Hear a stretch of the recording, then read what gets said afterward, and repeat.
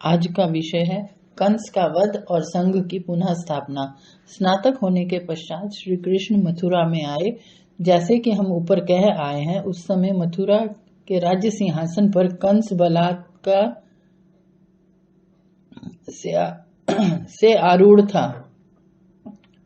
इसे यादवों के संघ ने अपनी रीति अनुसार राजा स्वीकार नहीं किया था, किंतु मगध के राजा जरासंध की 2 लड़कियों अस्ति और प्राप्ति से विवाह कर यह उसी जरासंध के बलबूते से ही मथुरा का स्वच्छंद एक राजा बन गया था। न यादवों के संघ ने इसे राजा बनाया, न फिर इसने संघ की रीति नीति ही चलने दी। संघ तो इसके पिता उग्रसेन को ही अपना अधिपति मानता था, परंतु संघ की और उसकी अब चल न सकती थी। इतने यादवों के रहते एक पराये राष्ट्र का नियुक्त किया हुआ राजा मथुरा पर राज्य कर रहा था। इसका कारण यादवों की अपनी आपस की फूट थी। कंस के दादा आहुक और वृषणियों में बड़े अक्रूर ने यादवों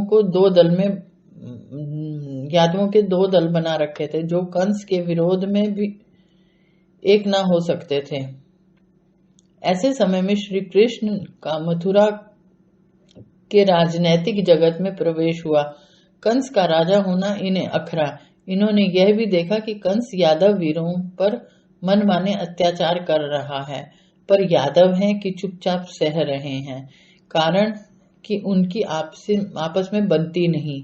आहुक और अक्रूर की अनबन ने ही सारा खेल बिगाड़ रखा था। इन्होंने इन दोनों को मिला देने का एक अनूठा ढंग निकाला। आहुक की लड़की सुन्नू का, जो उग्रसेन की बहन होने के नाते उग्रसेनी भी कहलाती थी, अक्रूर से विवाह करा दिया। इस प्रकार ये दोनों दल अब झटपट एक हो गए। कृष्ण ने यह विचार पक्का कर लिया कि कंस को मार ही देना चाहिए। जब तक यह जीता है, जरासंध इसकी पीठ पर रहेगा और मथुरा में संघ की फिर से स्थापना न हो सकेगी। संघ यादवों की जान था। संघ प्रणाली के रहते ही उनका नैतिक विकास हो सकता था।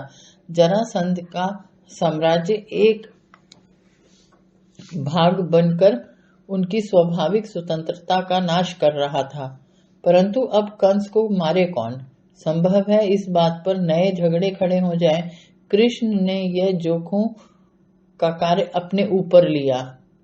जरासंध की तरह उसने कंस के कुछ पहलवान अपनी रक्षा के लिए रख छोड़े थे। एक दिन कृष्ण ने उनमें से एक चाणूर के साथ मल्ल युद्ध करना मान लिया। चाणूर के साथी मुष्टिक के जोड़ बलराम हुए। कंस ही की अध्यक्षता में यह मल्ल युद्ध रचा गया।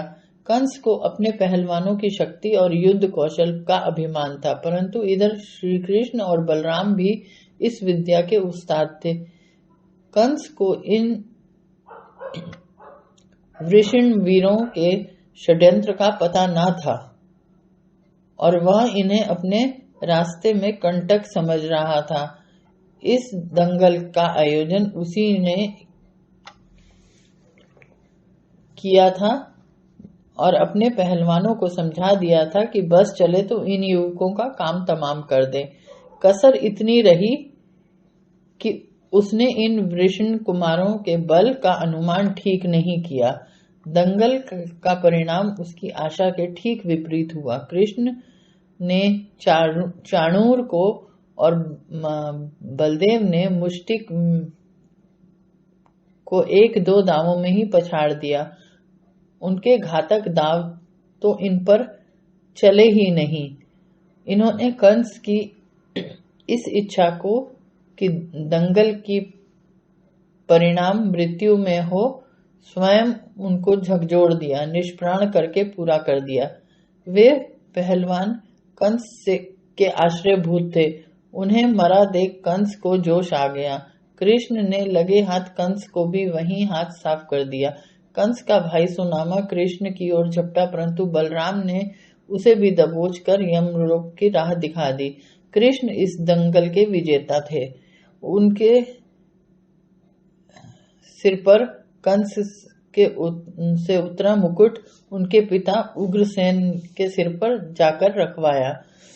संग भी तो उसी को चाहता था, उसी से राज्य की समृद्धि की आशा थी। उपद्रव की संभावना थी तो वह तत्काल दूर हो गई। राज्य भोजों के अपने ही घर में रहा। श्री कृष्ण की शिक्षोत्तर काल की यह पहली विजय है कि नष्ट हुए संघ को उन्होंने पुनर्जीवित कर दिया। यादवों की खोई हुई स्वतंत्रता अपनी अद्भुत बुद्धि तथा बाहु बल से अनुपम कर प्रतिष्ठित कर दी।